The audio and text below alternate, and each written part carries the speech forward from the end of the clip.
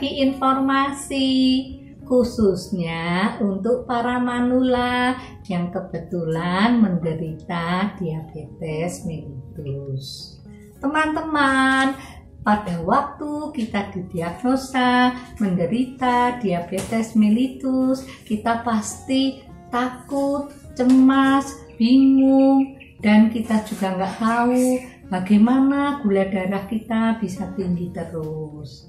Teman-teman, sebagai manula penderita diabetes mellitus, kita tidak perlu putus asa, tidak boleh kecewa, tidak boleh takut ya teman-teman.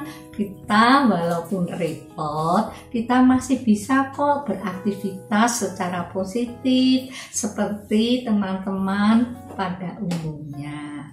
Ayo teman-teman manula penderita diabetes mellitus, kita semangat semua dengan mengatur pola hidup yang baik.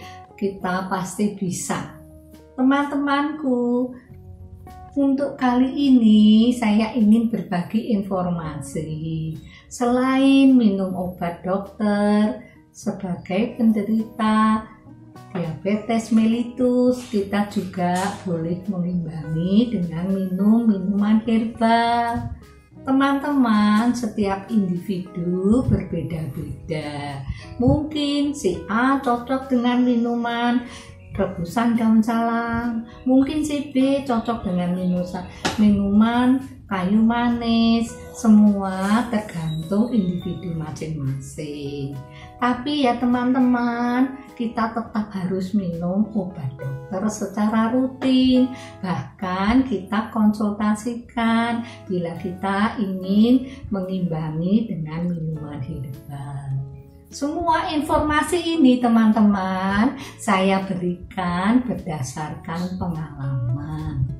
Teman-teman, kali ini saya ingin berbagi informasi untuk menurunkan kadar gula darah kita bisa membuat minuman herbal seperti ini ya teman-teman. Ini adalah bidara laut teman-teman. Kita ambil sejumput saja, kemudian kita rebus. Setelah mendidih, kita rebus dengan 3 gelas air. Setelah mendidih dan tinggal 1 gelas, kita dinginkan dan boleh kita minum. Atau dengan kayu manis ya teman-teman. Kayu manis ini gampang sekali membuatnya teman-teman. Bisa diseduh dengan air yang sangat mendidih, bisa juga kita rebus dengan air mendidih selama 5 menit. Teman-teman, kita kasih jeda waktu untuk minum minuman herbal dengan minum obat dokter ya teman-teman. Teman-temanku, para manula yang kebetulan menderita diabetes mellitus, kita harus bisa teman-teman mengelola pola makan kita dengan baik. Kurangi makanan yang manis-manis, kita hindari gula sama sekali ya teman-teman. Atau juga kita harus bisa mengelola pola tidur kita dengan baik. Sebagai seorang manula, kita harus cukup tidur. Apalagi kalau kita menderita diabetes mellitus, itu sering kita merasa gampang capek dan lain-lain. Jadi kita juga perlu istirahat. Teman-teman, selain mengelola pola makan, pola tidur, kita juga harus bisa mengelola stres kita dengan baik teman-teman. Karena berdasarkan pengalaman itu sangat berpengaruh. Apabila kita banyak pikiran, kita stres, otomatis gula darah kita bisa naik. Ayo teman-teman, kita hidup sehat berdampingan dengan diabetes mellitus. Teman-temanku, selain mengelola pola hidup kita juga harus ada olahraga ya teman-teman. Sebagai penderita mellitus, kita jangan hanya berdiam diri di rumah, duduk nonton TV, males jalan, dan lain-lain. Kita harus berolahraga rutin teman-teman. Setidaknya jalan kaki, senam-senam yang ringan. Teman-teman, kita berolahraga sebagai seorang manula, apalagi penderita diabetes mellitus, kita harus sesuaikan dengan kondisi tubuh kita. Kita tidak boleh olahraga terlalu memberatkan kondisi kita sendiri. Tidak boleh terlalu capek. Kita tidak boleh memaksakan diri ya teman-teman. Teman-temanku, dengan berkonsultasi selalu dengan ahlinya, kita harus yakin bahwa kita walaupun manula, walaupun menderita diabetes mellitus, kita tetap bisa hidup ceria, sejahtera, dan bahagia. Teman-teman harus gembira teman-teman, karena kalau hati yang gembira itu adalah obat yang paling manjur.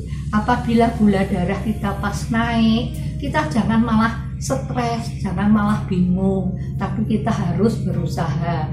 Kita harus tetap juga waspada dengan kondisi tubuh kita teman-teman. Kita harus mempelajari kondisi tubuh kita supaya sebagai penderita diabetes mellitus tidak terjadi komplikasi ya teman-teman. Sering penderita diabetes mellitus tidak menyadari, tahu-tahu sudah ada komplikasi, kena jantungnya, kena ginjalnya, kena livernya. Teman-teman, kita usahakan supaya hal ini tidak terjadi. Juga teman-teman, sebagai penderita diabetes mellitus, sering sekali terjadi gangguan di kakinya. Kaki kita sering merasa kesemutan, merasa baal, dan lain-lain. Itu jangan dibiarkan ya teman-teman. Kita harus konsultasi ke dokter, karena untuk penderita diabetes mellitus itu saraf kepih di kakinya sering terjadi gangguan. Teman-teman, dengan berbagi informasi ini, semoga teman-teman semua tidak lagi merasa cemas, takut, atau yang lainnya. Teman-teman, saya berharap teman-teman para manula tetap hidup sehat, sejahtera, dan bahagia.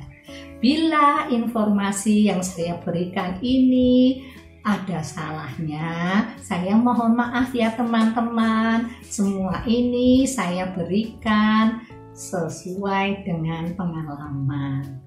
Teman-temanku yang terkasih, nanti di lain kesempatan saya akan usahakan membuat menu yang sehat untuk para penderita diabetes. Juga saya akan membuat contoh-contoh senam-senam ringan yang cocok untuk para manula penderita diabetes. Teman-temanku, kadangkala seorang penderita diabetes mellitus sering juga diikuti dengan hipertensi. Oleh karena itu teman-teman, sebaiknya setelah menjadi manula, apalagi dengan menderita diabetes mellitus, kita juga harus mengurangi makan makanan yang banyak mengandung garam ya teman-teman. Walaupun mungkin tidak selesat dengan makanan yang banyak garam, banyak gula, tapi kita bisa kok tetap menikmati makanan-makanan yang cocok untuk para manula dengan diabetes mellitus. Teman-teman, sekian dulu ya informasi dari saya. Disambung lagi nanti di lain kesempatan. Bye-bye teman-teman semua. Jangan lupa subscribe, like, dan share ya teman-teman.